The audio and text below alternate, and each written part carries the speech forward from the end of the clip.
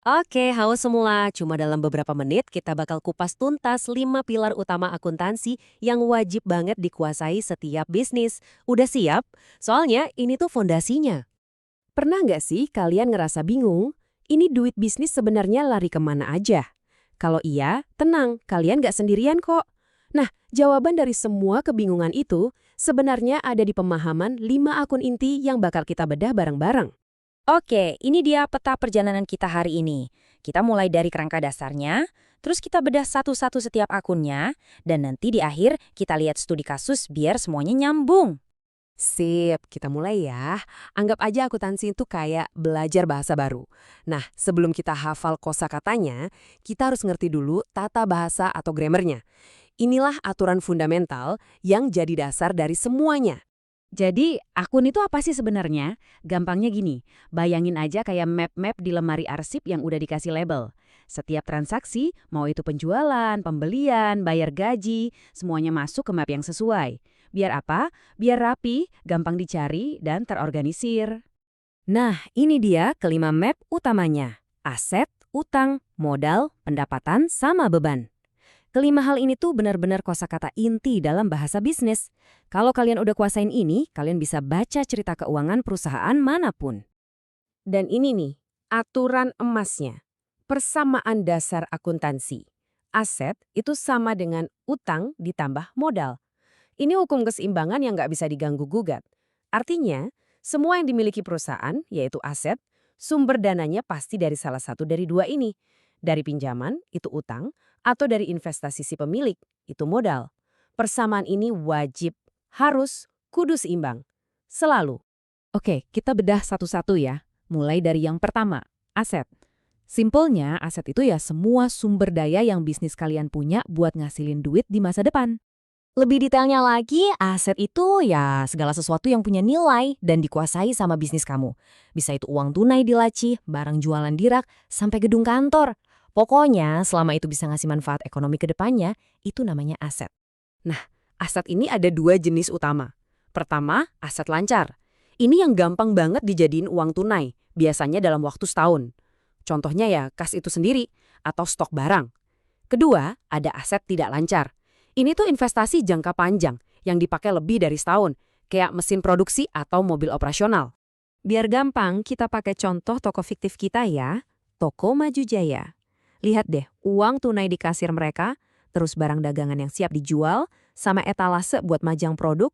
Nah, semua itu adalah aset yang ngebantu si toko ini buat dapat pemasukan. Oke, jadi bisnis punya aset. Pertanyaan selanjutnya, duit buat beli semua aset itu datangnya dari mana?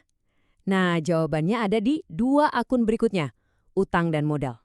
Utang atau liabilities itu intinya adalah kewajiban bisnis ke pihak lain. Gampangnya duit yang harus dibalikin. Contohnya, waktu kamu beli barang dari supplier tapi bayarnya nanti, atau pas ambil pinjaman dari bank, intinya ini adalah duit orang lain yang ikut mendanai aset-aset kamu. Nah, kalau modal atau equity, ini beda lagi. Ini adalah hak si pemilik atas aset perusahaan. Ini uang yang kamu, sebagai pemilik, setorin sendiri ke bisnis. Bisa dibilang, inilah nilai bersih bisnis yang benar-benar jadi milik kamu. Jadi jelas banget ya bedanya. Utang itu klaim dari pihak luar kayak bank atau supplier. Sementara modal itu klaim dari si pemilik sendiri. Dua-duanya sama-sama jadi sumber dana buat aset, tapi asalnya beda. Kita balik lagi ke contoh Toko Maju Jaya. Waktu mereka beli stok barang tapi ngutang dulu 3 juta, nah itu jadi utang usaha. Sementara itu, uang 20 juta yang disetor pemilik di awal, itu jadi modal pemilik. Kelihatan kan? Dua-duanya jadi sumber dana buat aset si toko. Sekarang kita masuk ke mesin yang bikin bisnis jalan, gimana caranya untung. Nah, disinilah peran pendapatan dan beban. Dua akun ini yang nyeritain performa operasional bisnis kamu. Pendapatan atau revenue itu ya semua uang yang masuk dari kegiatan utama bisnis. Tiap kali kamu berhasil jual produk atau jasa, itu namanya pendapatan. Dan yang paling penting diingat, setiap pendapatan itu nambahin modal kamu. Makin banyak pendapatan, makin gede modalnya. Tapi kan, buat dapat duit, kita perlu keluar duit juga ya kan? Nah, inilah yang namanya beban atau expenses. Biaya sewa toko, gaji karyawan, bayar listrik, semua ini adalah beban. Dan kebalikannya, pendapatan setiap beban itu ngurangin modal kamu. Di toko Maju Jaya, pas mereka berhasil jual barang senilai 8 juta, itu dicatat sebagai pendapatan. Sebaliknya, pas mereka bayar gaji karyawan 2 juta, itu dicatat sebagai beban.